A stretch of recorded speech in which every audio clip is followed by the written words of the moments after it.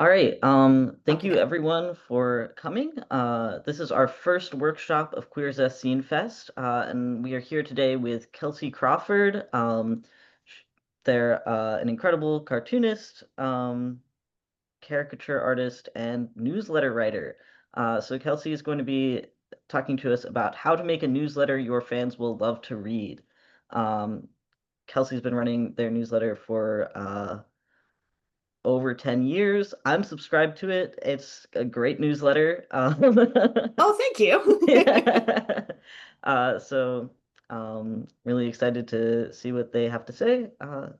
Kelsey, take it away. Thank you. And that is right when my kitty cat princess decides to come in and voice her opinions. Um, Hello, everybody. As Leaf said, I am Kelsey D. Crawford, and I am here to talk about how to make a newsletter your fans will love to read, as said by someone who's been running a newsletter for 10 plus years. Um, to get a little bit more in depth as to who am I have been making comics since 2013. I've made so many web comics. I've made Johnson and Sir, Charlie and Cloud the Bonus Arc, Thoughtful Dinosaur, Validation in collaboration with CB the writer, The Case of the Wendigo, The Legend of Jamie Roberts, which is that one's still ongoing, and a whole bunch of other ones. I started my newsletter back in 2013, at around the same time that I started my webcomics career. I didn't think the newsletter would be my chief marketing tool, but here we are, over a decade later, and it is still the best way that I get the word out about my comics and everything else. So, why newsletters? Because social media platforms are not eternal. As we have seen, social media platforms aren't even all that good at directing eyeballs towards your work. Social media is more interested in keeping eyeballs on the social media platforms. So, how can you get people to actually notice your work? Newsletters. They're one of the best ways to get the word out about your work. Websites are great, but folks don't always bookmark your website. Newsletters are a more constant thread of communication that you can keep up with your fans. It's also a more personal way to communicate because you're not just doing blog posts that get deposited into folks' inboxes. You're actually making the digital equivalent of a letter to send to a friend. It's also a more direct way to stay in touch with your fans because social media, like, I have a lot of opinions about social media. As it exists right now, it is way more interested in painting people as a brand, but newsletters are a more personal and direct way to communicate with the folks who sign up for your newsletter. You might have some buts going in your head. Uh, so let's tackle a couple of these. You might be thinking, but I don't have anything to share. You're an artist. Yes, you do. You can share your art, your upcoming convention appearances, some things that are inspiring you lately. There's a lot of things that you can share as an artist. So you have stuff to share. You might be thinking, but I have nothing to say. Again, you're an artist. You don't necessarily have to say a lot. You can show a lot. You can show your works in progress. You can share pictures of your studio space. You can share sketchbook page spreads, a whole bunch of other stuff. You're an artist. Show your work. You might be thinking, but I don't want to be annoying. To which I'm like, what's more annoying? 10,000 Instagram notifications or one email arriving in your inbox from someone you're excited to stay in touch with? I know which one I would rather have showing up on my phone on any given day. So, with those, you might be thinking, okay, maybe I do want to do a newsletter, but what do I want my newsletter to be? So you could have it be a place to make convention announcements, maybe showing some behind the scenes work, maybe a place to give updates on your shop. Maybe it's a combination of these, or maybe it's something else. It's okay if this changes over time. When I first started my newsletter, it was a place for me to make um, webcomic announcements to say, hey, this webcomic updated recently. You should go check it out. And then it evolved into a place where I make convention announcements like any upcoming conventions that I'm going to, any shop updates that are coming. And sometimes I show behind the scenes stuff. Like yesterday, I sent out a newsletter with some behind the scenes details concerning the legend of Jamie Roberts, which was very fun to write, I gotta say. So maybe you have an idea, but how frequently do you want to update your newsletter?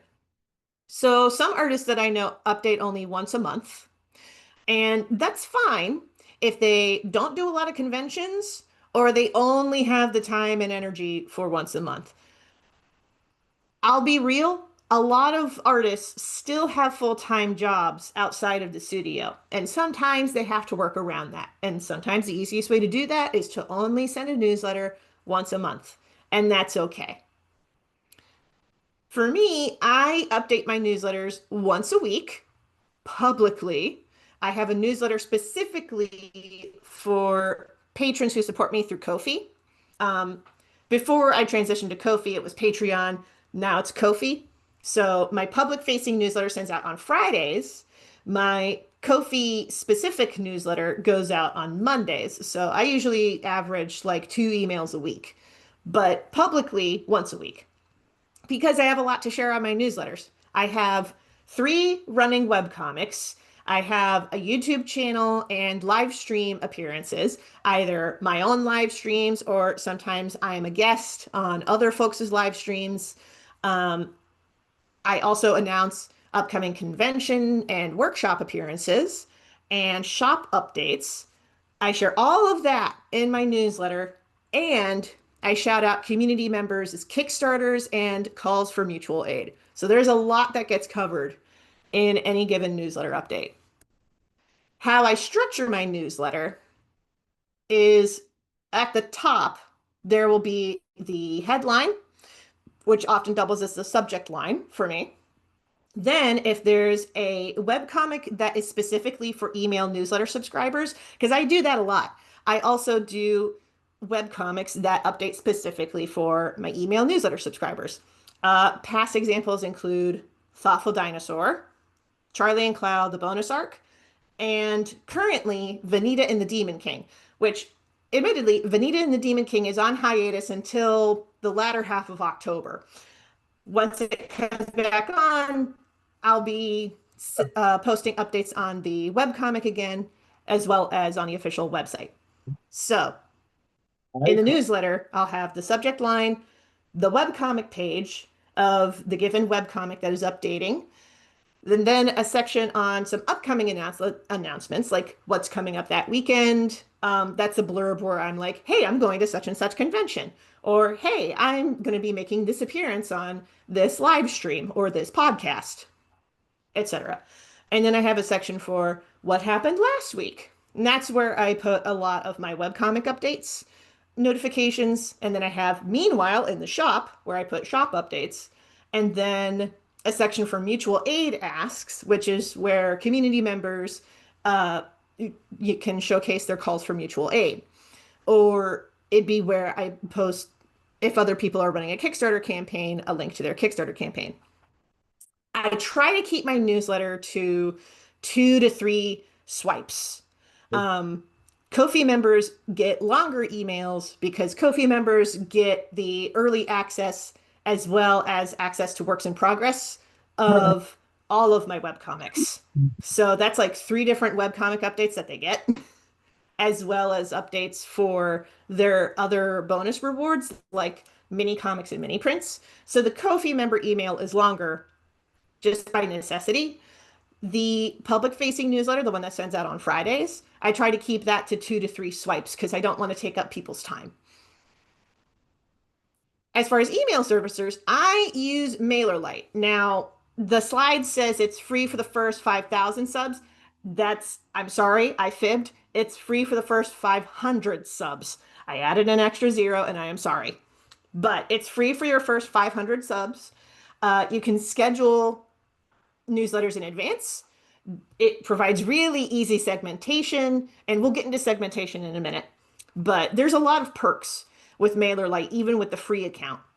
I have heard good things about Button Down and Beehive, And before we went live, or before we started recording, Leaf also mentioned something called Email Octopus, which I had never heard about, but we can get to that once the slideshow is done. I have seen Ghost as an email servicer. That one costs money up front. I believe it's like $9 a month for the basic package, but I'd have to double check that. I am weary of Substack and MailChimp. I am weary of Substack because they have a tendency to provide a platform for people who have been banned off of other social media platforms for promoting hate messages. They definitely have a turf problem. Somebody actually put together a website resource stating, here's why you should not use Substack for your newsletter, use these other services instead. Button Down does provide easy migration from Substack to Button Down if you already started a Substack but you want to migrate. Button Down makes that migrating a whole lot easier. I am weary of MailChimp because, and I'm sorry, I'm going to get into a horror story for a minute, because MailChimp used to be my email servicer. Used to be. I had about 375 email subscribers at one point on that platform. And then I decided, hey, I'm going to go through and I'm going to cull the emails who are like no longer active.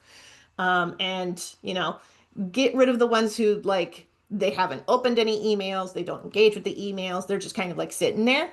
So I went in on the back end on MailChimp and I selected the emails that were like basically dead. And there was an option for select all. And most uh, platforms would be like select all, meaning just all the emails that you see on that particular, like the first like 10 that are shown in that plane. This is not what that meant. When I hit select all, it selected all of my emails, even the active subscribers. And so when I hit delete, it wiped everything. And there was no way to recover those emails, even on accident. MailChimp had it being like, if you delete an email, there's no way to recover it. And I was so mad that I changed platforms. And it took a while to build it back up. I'm reasonably sure that if that did not happen, I would have a lot more email subscribers than what I do currently. But I'm now at a point where with MailerLite, I actually have more subscribers than when I had MailChimp. Still, I am weary of MailChimp because on the back end, they had that design flaw. It was very bad user interface design. And when I gave this presentation earlier this year, um, I was like, I don't know if MailChimp has updated that. And somebody in the chat went, no, they haven't changed this feature at all. So for that reason, I caution against MailChimp. I do recommend MailerLite. I have had very pleasant experiences with using MailerLite. On a more positive note, let's circle back to MailerLite and talking about things like some backend stuff. Now, this is something you can do in MailerLite. I'm pretty sure you can do this through other email servicers as well. You can break up your subscriber list into groups. I break them up into groups based on whether they are a Ko-fi member or not, what convention that they signed up at. Sometimes the city that they're based out of, especially if I go to a city for like multiple conventions a year, like I have a segment just for DC area folks because I end up in the DC area multiple times for different shows. So it's just easier to have like DC area. Also have a segment based on if they signed up through my website and a few other segments. Doing this means that with the magic of segments, you can do things like, oh, are you going back to a convention that you did last year? You can make a special email for that segment of the newsletter saying, hey, I'm coming back. And maybe you can do things like offer a freebie for folks who come back the following year. I've done that in the past, particularly with a show that I've done for years called Wrathicon. I'll be like, hey, I'm coming back to Wrathicon this year, my Wrathicon peeps. If you come back to my table, I have this free goodie for you. So that's one way that you can use segments. Um, I'm going to talk a little bit about my free RPG Day experiment because this was another segment experiment that I did. So there's an event called Free RPG Day. It's usually held at gaming shops where folks can pick up a free role-playing game. It's also a really good event for folks who design their own role-playing games to go out and promote their work. So there was one year that I was like, well, I'm not going to be able to make it in person to this RPG day. So instead, I'm going to do an email campaign. So what I did was I made a special landing page for folks to sign up saying, if you sign up before free RPG day, you will get a free RPG in your email inbox on free RPG day. I announced that free RPG, shared the landing page link around on my website, on my webcomic sites. I've done Kickstarter campaigns before, so I shared the link on my Kickstarter like updates segment. And just basically spread the link as far as and wide as I could. And through that, I got a lot of signups through the free RPG Day segment. Um, as the date was getting closer, what I would do for that segment is I would send behind the scenes updates on the development of the role playing game. So I would include like free art, free peeks at certain mechanics, and things like that. By the end of the experiment, I got so many new downloads. I got at least 30 new subscribers. My goal was 50 new subscribers, but the fact that I got 30, I was like, hey, that's a win. And I got a lot of interest in the webcomic that was based on the game. So there were a lot of new readers as a result of signing up through free RPG Day. Now, all of this might make you think, but can this make me money? And I get it. We live in capitalism. We're artists and we have to pay our bills. So, newsletters for me have been more successful than social media for a lot of sales, not just Kickstarter. Like, my newsletter is how I announce when I'm available for commissions. I actually announced my commission availability yesterday, and I've already got 2 spots claimed. Um, it's also like where I go to announce, hey, I have a new product up on my Ko-fi shop, and I've gotten a lot of sales that way. Most importantly, for the purposes of this slide, I've run over 20 successful Kickstarter, Ko-fi, and crowdfunder campaigns through the power of my newsletter. And I've looked at the metrics. Social media does not convert in the same way that my newsletter does. So here's how you can make sales with your newsletter. Step one, you got to build rapport. You do not sales pitch right away. That's what corporations do. People signed up for you. So to build the rapport, you got to share some stuff about yourself first, whether that's pictures of your studio, some works in progress shots, the things that inspire you on a particular project. As long as you build that rapport, because again, people signed up to see you and they signed up to see your work. So don't go into sales pitch mode right away. Go into, I'm writing an email to a fan of mine and that kind of mentality. Yes, Princess has a lot to say on this matter. I don't know if the microphone picked that up. Step two, once you've built the rapport, you build the hype. So if you want a case study about this, Caleb Palmquist's newsletter is really good at this. I've been on Caleb Palmquist's newsletter since he announced the first issue of Unicorn Vampire Hunter. Um, That's the series that I know him for, but he does a lot of other comic series, and he primarily runs his campaigns through Kickstarter. What he does with his newsletter is that he shares early access to the first set of comic pages. He'll share exclusive covers and who makes those covers.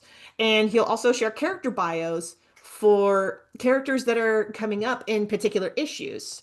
Like this screen cap here shows off a character that was going to make an appearance in a issue of Unicorn Vampire Hunter that was going live on Kickstarter later that week. Like Caleb Palmquist is really, really good at building up hype around his comics. So if you need a case study for that, check out his email newsletter. So how do you build community with your newsletter? So realistically, I really should have put this before the sales part because it's more important to build community with your newsletter than sales. So the way to do it is share your email in the newsletter or you make it easy for folks to reply. With MailerLite, you can have it set so that if folks reply directly to the email that you send out to the hundreds, that person's reply only sends to you. It doesn't send to everybody who's on the newsletter. It only goes directly to you. So MailerLite has that feature built in. But if you want to make it easier or you want to alleviate people's anxiety about that, you can just provide an email saying, "Hey, if you want to get in contact with me, here's my email address." Um, you can also share your other links, like if you have a Discord server or if you have a webcomic. If you're still on social media, you can also share your social media links. Um, Also, if you go to a convention, have a sign up sheet at your convention table. I have gotten so many signups just by doing this. There was one convention that I went to that I got like 22 signups. It like the sign up sheet got so full that I had to flip it over. Um, and other way to build community with your newsletter, give community updates. Things like we raised X amount of money for this particular cause. Um, or like, hey, this is a good section for like a mutual aid ask. So and so needs help covering this car repair. If you can, here's their PayPal link, or if you can, here's their Ko-fi shop link.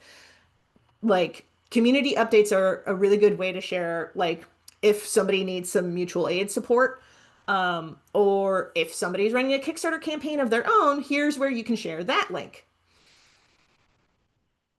Now, go forth and break some news letters. That is my presentation. Thank you so much. This is the segment where if you still have questions for me, you can either unmute or you can just ask in the chat. I see a lot of trumpets. Thank you so much. A little poppers. I see the little poppers. Thank you very much. I'm going to keep an eye on the chat if anybody wants to post anything in the chat, or if they want to unmute, they can unmute. Kelsey, I'm happy to talk about our newsletter provider if people are interested in Yes. that. Yes, the You may- Octo one. yeah, Could you tell yeah. us a little bit more about that, please? So Queer Zest uses Email Octopus for their newsletter provider. We switched over from Substack after last year for the reasons you discussed in your presentation. Um, and uh, I feel like this provider's been really helpful because, like MailerLite, it makes it really easy to do segments, which makes it a lot easier for us to handle sending out like acceptance announcements, that sort of thing, where Mm-hmm. we just want to reach out to a smaller group of people. Um, and it helps us send targeted reminders about submissions to people who have tabled with us in the past, people who've done workshops in the past, that sort of thing. Mm-hmm. Um, uh, we were using Brevo to do segmented announcements like that, but we ran into an issue where sometimes we would select a segment and it would Mm-hmm. send emails to not just that segment, Oh, which led to some weird confusions. uh, Mm-hmm. with some of our vendor applicants and things like that. So, and just overall the user interface and the user experience of using Brevo was not very good. But Mm. Mail Octopus has been great. Awesome. I like that it. One thing that I like is that you can put an embedded like sign up form on your website, or you can create like a separate landing page through Mailer Octopus that's hosted on Mm-hmm. their website, which is nice because we can link that in a lot of different places. Nice. Yeah. Yeah. MailerLite does the same sorts of thing, making separate Hmm. landing pages as well as embed forms. Yeah. Now does Email Octopus have like a WordPress integration? Or do you not Yeah, know? there's a WordPress integration. Nice. It's so the way the WordPress integration works is you can make a form um in the Octopus, email Octopus Mm-hmm. admin, and then you can select that form from the plugin to add as like a block in a page. Nice. Yep. Yeah, because with the internet being what it is, Yeah, yeah, sure. I do recommend that folks get a website as soon as possible, and if they choose to use Definitely. WordPress does have email integrations, so that's that's a good option to have. Hmm. We got a question in the chat. Yeah. Um, Leslie says, what kinds of things in your newsletter have gotten the most response slash interaction, like things you've shared about your work, upcoming projects, etc., have gotten folks emailing you back? A lot of the more personal updates have been getting a lot of traction. Or if there's like really big announcements, like most recently, I had to announce putting An Ignorance of Romance on hiatus, and that I did have to go a little bit into the personal reasons as to why. And that did get a lot of not just opens, but also click-throughs and responses.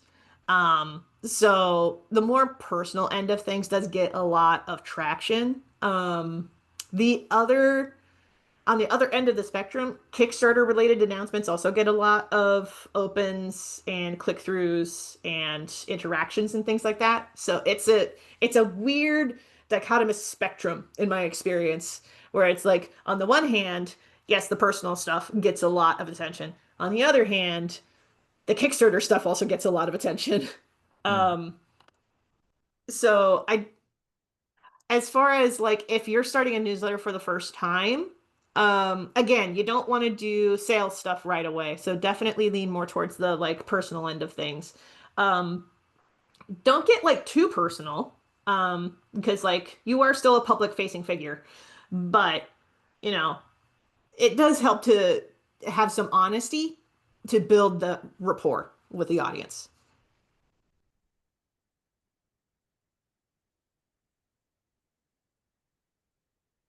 Oh, Laura has her hand up. Like to make sure you were, at a good stopping point.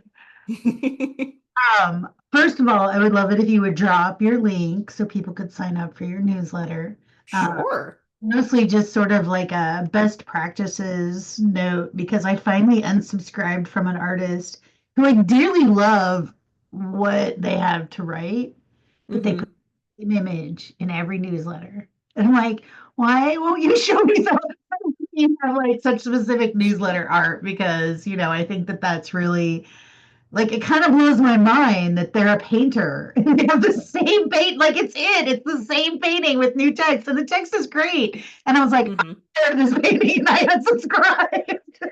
Right. Yeah. Yeah. I get that where it's like, hey, I'd like to see some new stuff, please. So yeah, I get that.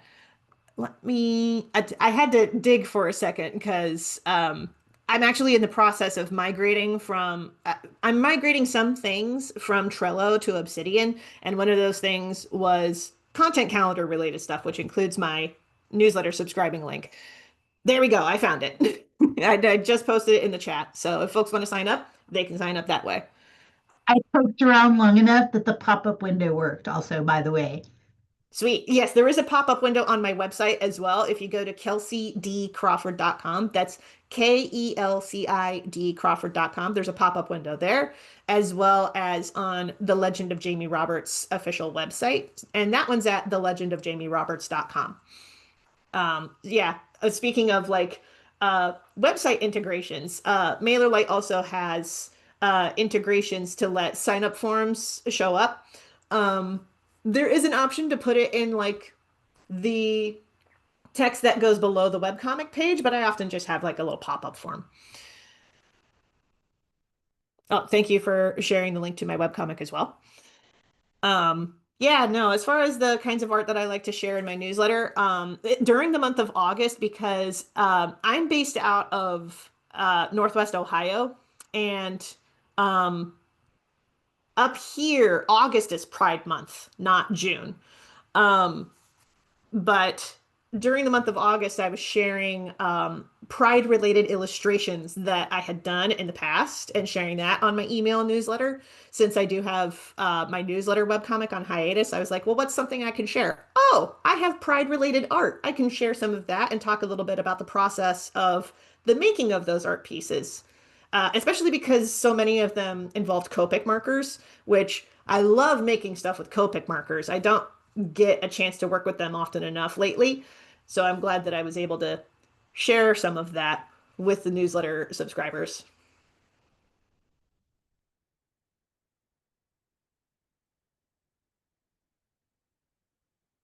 And I see Leslie's like pop-up worked for me too. Fantastic. Thank you.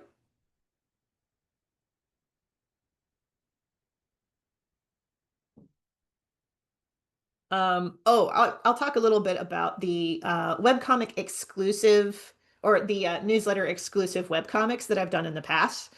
Um, Because there was another one that I forgot to mention. New Punk Signal was also a newsletter exclusive webcomic.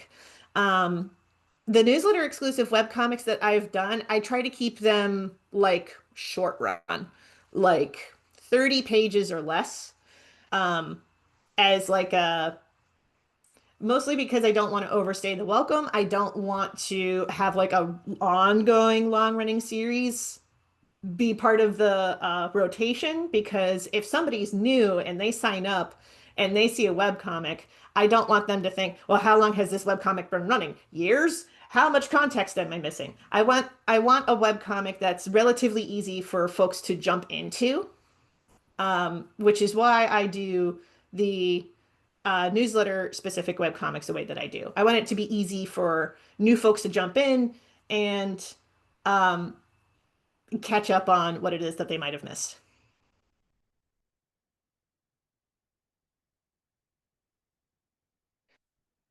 Oh, newsletter adjacent.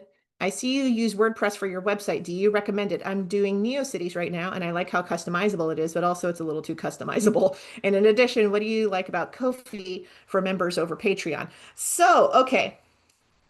I'll address the WordPress question first.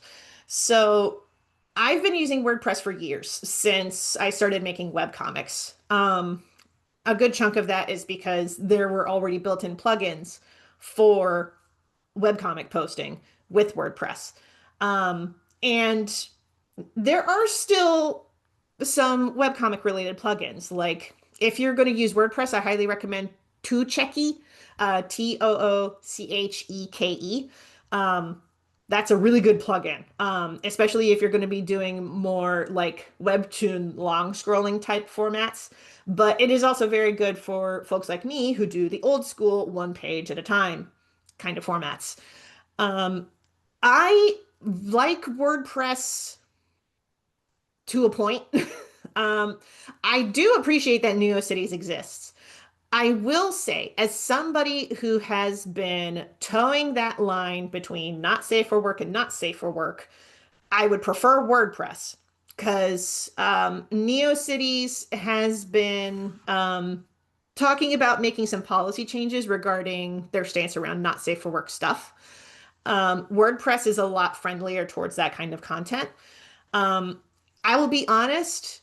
Part of the reason that I made the shift from Patreon to Ko-fi is because there were certain sections of The Legend of Jamie Roberts, because The Legend of Jamie Roberts has non-sexual nudity in some pages, and Patreon was registering that as pornographic and blocking, like shadow banning my page. Um, and I was like, well, that's not gonna do. So I switched over to Ko-fi. And Ko-fi has been friendlier towards that. I will say Ko-fi does not necessarily like when you put like the F word in a shop listing. I found that out the hard way. So if you're going to be listing stuff on Ko-fi, keep your explicit words like tasteful and in the description of things. Don't put it in the headline. um, Leaf posted the Tucheki companion as well, which is great. Yeah, if you're going to be using WordPress, get the Tucheki theme as well as Tucheki companion. You got to have both in order for it to work. You also can migrate from Comic Press to Tucheki. There is a step-by-step tutorial for how to do that. Which is very handy for all of my old school folks like me who had to migrate from Comic Press to Tucheki, because Comic Press is a dead plugin. It has not been updated for years, and you want to have up-to-date plugins, because if you're using out-of-date plugins, the ones that haven't been updated for a while, you're at a higher risk for malicious hackers to get to your website. You want to try to avoid that. Um, Also, if you're going to do WordPress, get WordFence, because WordFence acts as a firewall to keep certain malicious actors out. Um, yeah. I really should put together like a tutorial for like, hey, if you're going to be going onto WordPress, here's some things that you got to know.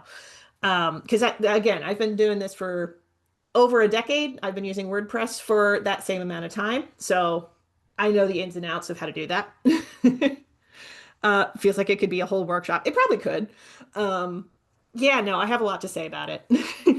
If you want to do it, we'll host a workshop. Maybe, maybe.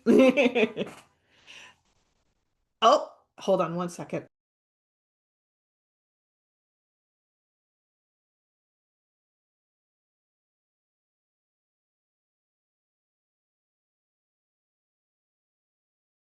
Sorry, there was a car alarm that was going off and I had to mute. I didn't know if the microphone was picking that up or not.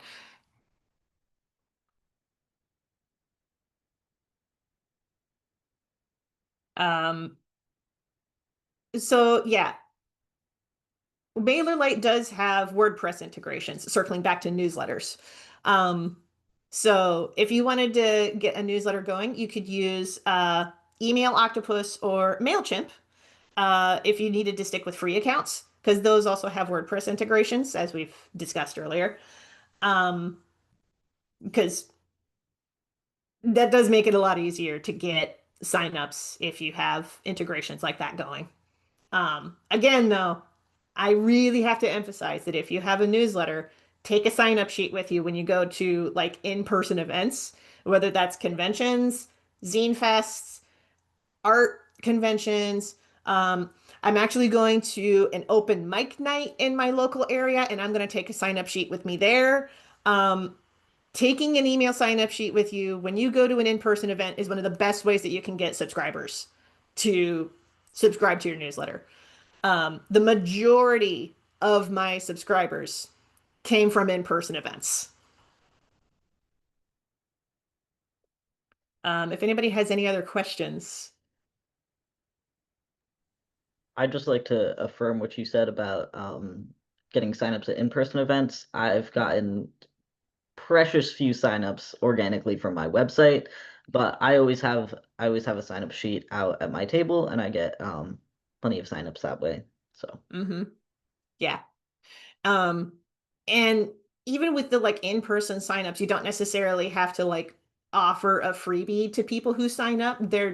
Most people who sign up are like they're signing up for you because they liked what they heard from you, they liked what they saw at your table, they want to see more of it. So, like, thankfully, the sales pitch for sign up for my email newsletter is not that high of a leap. Um, And depending on the event that you go to, because the show that I went to that had so many sign-up sheets or had so many sign-ups that I had to flip the sheet over, um, that was where I debuted my zine, How to Promote Your Work Without Social Media. And so many people saw that zine, saw that I had an email newsletter, and they were like, yes, please.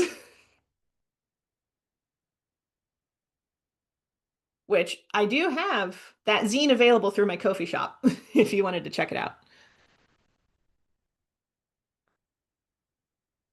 Oh, I see. Leslie's like, it's honestly great to know newsletters do so much better than social media still. It was starting to feel like all hope was lost. I noticed a really big like change in, I mean, it was always pronounced. Even starting back in like 2016 was when I really started to keep track of the metrics as far as like, well, which one does better, social media or newsletters? And even back in 2016, it was like newsletters have a higher conversion rate and more people back a Kickstarter or buy stuff through the shop by checking out the newsletter, hands down. Um, and it got way more pronounced as time went on. Oh, thank you for sharing that particular link, Leaf. I appreciate that. And Leslie got it like a week ago. Well, hopefully you find it useful. Thank you so much. Yeah, I'm gonna add a little like party popper to that as well.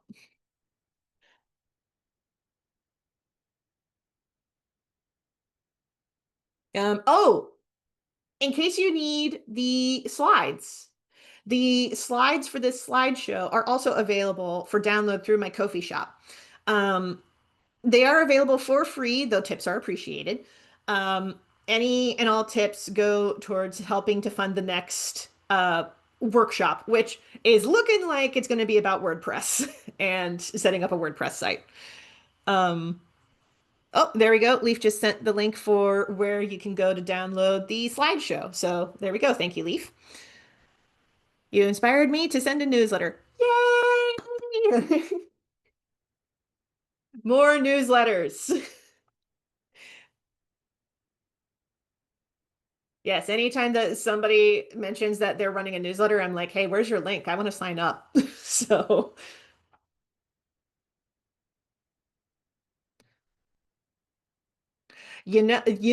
Laura, that's okay if there's like big gaps of time between one newsletter update and the next. Sometimes you just got to work with the energy that you've got.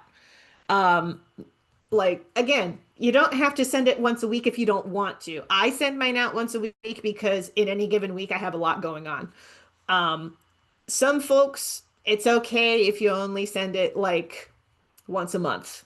Um, and sometimes if that doesn't happen, it just doesn't happen, and that's okay. Life happens. You got to give yourself some grace. I've definitely had it happen where I've missed uh updates before. I try to schedule them in advance whenever possible.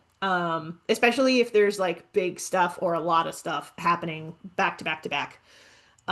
If there's a lot of stuff happening, I try to schedule newsletter updates at least 2 to 3 weeks in advance. If if I really get the ball rolling, I can get it like a month in advance. Um, do you find you get more interaction specific days of the week? You said I do send on Fridays for the public facing newsletter, and I've done the experimenting and I found that Fridays are the best days for me to send newsletters out for for the general public. For the Kofi emails, Mondays work really well. Um, for a while, I had been sending them on Sundays, but there's a higher open rate on Mondays. So I started sending them on Mondays instead. The public email, I experimented with like Wednesday, Thursday, or Friday. Fridays had the highest open rate. So I just went with Fridays. Um, yeah, again, you got to work with the energy that you have. Sometimes if you can only send it once a month, then you can only send it once a month. Um, work with the resources that you've got. Again, depending on the servicer that you use, like MailerLite or Email Octopus, you can schedule newsletters in advance. So if you find it hard to come up with something, the closer that you get to the date, it may be helpful for you to just schedule something in advance because you never know when something's going to happen and make it harder for you to get something done at the last minute. Um, I'll be honest, I had a lot of personal drama happening in my life in August. So I really had to get stuff scheduled in advance to, mitigate that risk. So I get that. How many separate newsletters do you prepare with the segmentation? So I really only do segmentation when there's a convention coming up, or if I'm doing something special like that free RPG Day segment that I was talking about. Um, the special segmentations, I try to send them out either the same day as the Friday newsletters or the day before or the day after, but like within that window of time. I try to send any segmented newsletters within that window of time. Um, so for the most part, I only send like the Friday newsletters out to like everybody. If I'm doing a segment, I only do like one segment at a time. Like, oh, I'm going to Rathacon this weekend, so I'm going to do only one email for my Rathacon segment. And then there's the public email, and then there's the Ko-fi subscriber email that goes out a couple days later. So I only try to keep it to like 3 active segments at a time. I'm pretty soon going to have 4 um max, but I try to keep it to like 4 max. Again, I really tackle like segmentation for like special events or for special announcements like conventions. Like, I'm going to Rathacon. If you're going to be making it again this year, I have this free thing for you. Or there was actually one instance where I did a segmentation based on it was more of a political thing, but because I do a lot of comics for like young adults and teen readers, I was like, hey, I need to do this particular announcement. While it is a political thing, it does affect teen and young adult readers. So I'm going to put together this specific segment for folks who live in Ohio and send that special announcement out being like, hey, this thing is happening. Here's my ask of you because you appreciate the same sorts of books that I do. This is what we got to do. Um, I was surprised at how well that did because I don't generally go into politics with my newsletters. But that one was a, hey, this affects readers and this affects my readership. And it was important to me to make that announcement.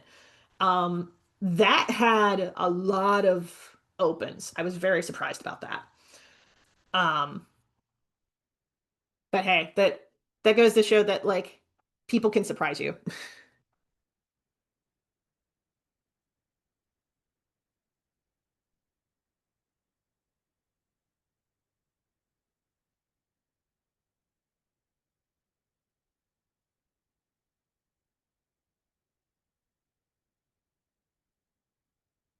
I have a little. It's it doubles as a fidget toy, but this is more for like exercising your hands and your wrists to prevent carpal tunnel, hopefully. But I'm just kind of playing with it.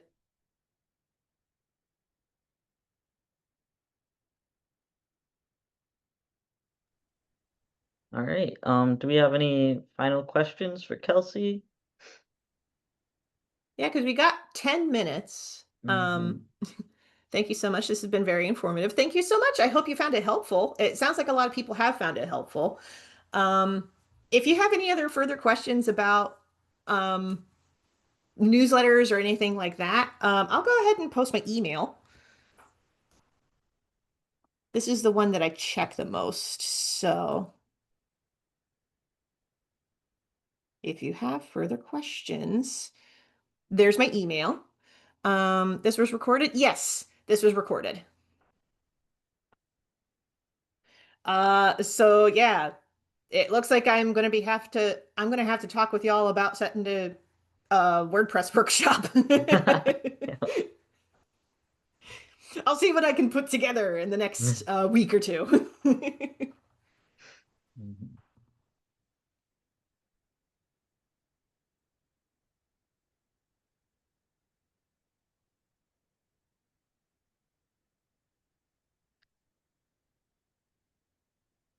Cool. Well, thank you everybody for taking the time to be here, especially so early in the morning. I know that not a lot of artists are morning people.